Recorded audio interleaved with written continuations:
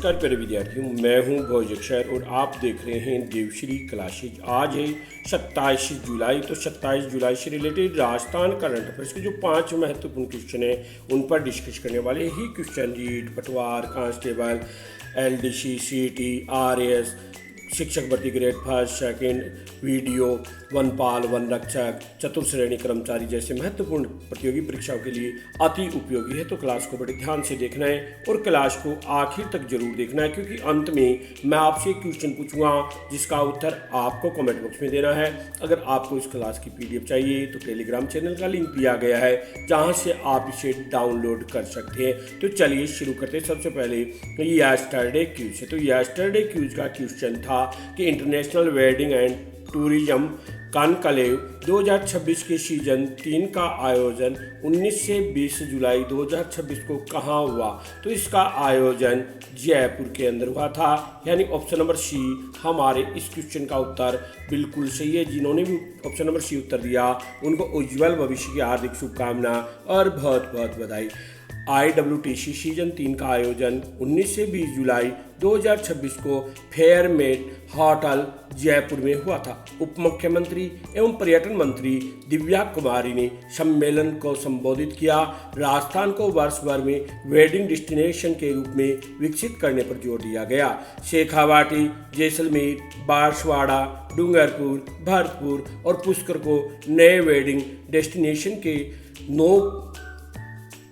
9/15 रूप में विकसित करने की बात कही गई है। सम्मेलन में देश विदेश से 600 से अधिक प्रतिनिधियों ने भाग लिया था। आइए चर्चा करते हैं आज के करंट जीके के पहले क्वेश्चन की। तो मोना अग्रवाल के संबंध में निम्न कथनों पर विचार कीजिए। जयपुर की पेरा निशानेबाज मोना अग्रवाल ने WSPS वर्ल्ड कप 2026 में कांस्य पदक जीता। उन्होंने पेरिस पैरा ओलंपिक 2024 में भी महिलाओं की 10 मीटर एयर राइफल SH1 स्पर्धा में कांस्य पदक जीता है। तो दोनों कथन ही बिल्कुल सत्य है, यानी ऑप्शन नंबर A हमारे इस क्वेश्चन का उत्तर बिल्कुल सही हो जाता है।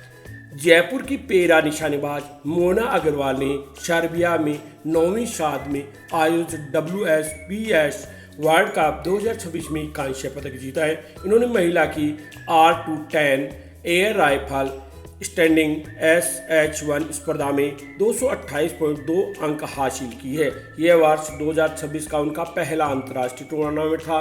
उन्होंने पदक जीतकर शानदार शुरुआत की है। Mona Agrawal Paris para Olympic 2024 की कांस्य पदक विजेता भी है। आइए चर्चा करते हैं अगले क्वेश्चन की। तो राजस्थान एनर्जी समिट 2026 के संबंध में निम्न कथनों पर विचार कीजिए। राजस्थान एनर्जी समिट 2026 का 7वां संस्करण 23 जुलाई को जयपुर में आयोजित हुआ। सम्मेलन का विषय ऊर्जा परिवर्तन में अगले चरण को गति प्रदान करना था। तो दोनों कथन ही बिल्कुल सही है। हमारा ऑप्शन नंबर जो B है वह ऑप्शन नंबर B इस क्वेश्चन का उत्तर बिल्कुल सही हो जाता है।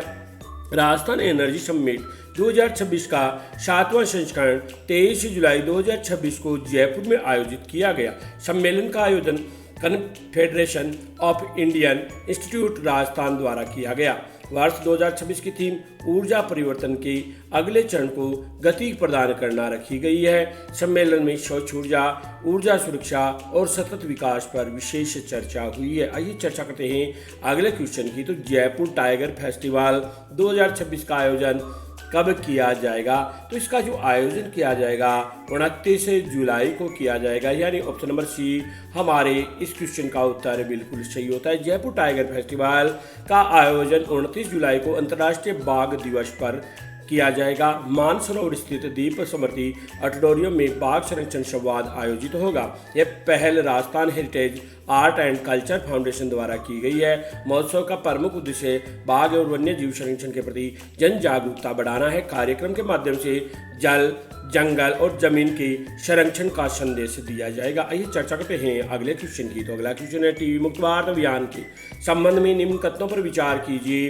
राजस्थान में 14 जुलाई से एक्टिव केस फाइंडिंग अभियान शुरू किया गया। इस अभियान की अवधि बढ़ाकर 7 अगस्त 2026 तक कर दी गई है। तो दोनों कथन ही बिल्कुल सत्य है, यानी हमारा ऑप्शन नंबर C इस क्वेश्चन का उत्तर बिल्कुल सही हो जाता है।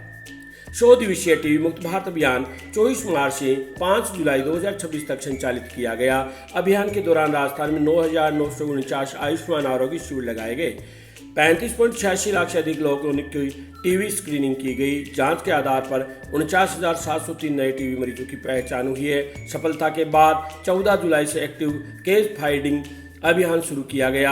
अभियान की अवधि बढ़ाकर 7 अगस्त 2026 कर दी गई है। आइए चर्चा करते हैं अगले क्वेश्चन की। तो अगला क्वेश्चन है, जेडीए के waste to art welcome gate परियोजना के संबंध में निम्न कथनों पर विचार कीजिए। जयपुर के 3 प्रमुख प्रवेश द्वारों पर वेस्ट टू आर्ट थीम आधारित वेलकम गेट बनाए जाएंगे। परियोजना की अनुमानित लागत लगभग 5.36 करोड़ रुपए है। तो ये दोनों कथन ही बिल्कुल सत्य है, यानी ऑप्शन नंबर डी हमारे इस क्वेश्चन का उत्तर बिल्कुल सही हो जाता है।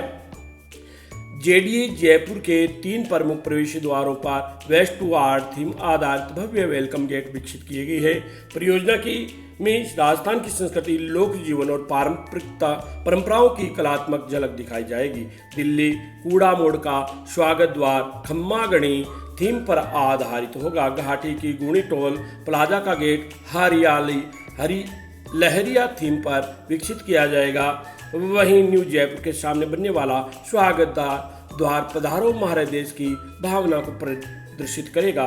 इस परियोजना पर लगभग 5.36 करोड़ की लागत प्रस्तावित है। आइए चर्चा करते हैं उस क्वेश्चन की जिस क्वेश्चन का उत्तर आपको कमेंट बॉक्स में देना है। वह क्वेश्चन है, राजस्थान सम्मान 2026 से सम्मानित युवा साहित्यकार प्रतीक्षा यादव किस संस्था की छात्रा है?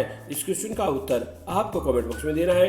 तो ज़्यादा से ज़्यादा क्वेश्चन का उत्तर देकर अपनी तैयारी को परखें। आज की क्लास में इतना ही। क्लास कैसी लगी कमेंट करके जरूर बताना। लाइक से कमेंट जरूर करना। अगर चैनल पर पहली बार आए तो सब्सक्राइब करना न भूलना। पूरी क्लास देखने के लिए बहुत बहुत धन्यवाद। जय हिंद, जय भारत, जय जय राजस्थान।